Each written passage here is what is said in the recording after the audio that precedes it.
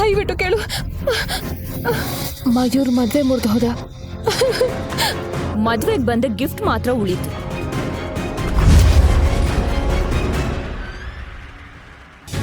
ಆದ್ರೆ ಮದ್ವೆ ಆಗ್ಲಿಲ್ಲ. ನನ್ ರೆಂಕಗೆ ಏನೇನೋ ಹಾಕಿದ್ದು ದೀಪಿಕಾ. ಅವಳು ನನಗೆ ತುಂಬಾ ದೊಡ್ಡ ದ್ರೋಹ ಮಾಡಿದ್ಲು. ದೀಪಿಕಾ, ಇಷ್ಟು ಅನ್ಯಾಯ ಮಾಡಿದ್ಯಾ ನನಗೆ ನೀನು. ಯಾಕೆ?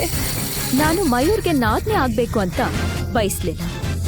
ಅವನ್ ಹೆಂಡತಿ ಆಗ್ಬೇಕು ನಾನು. ಕೇಳು ಇಂಚರ, ನಿನ್ನ ಖುಷಿಯಾಗಿರಕ್ ಬಿಡಲ್ಲ.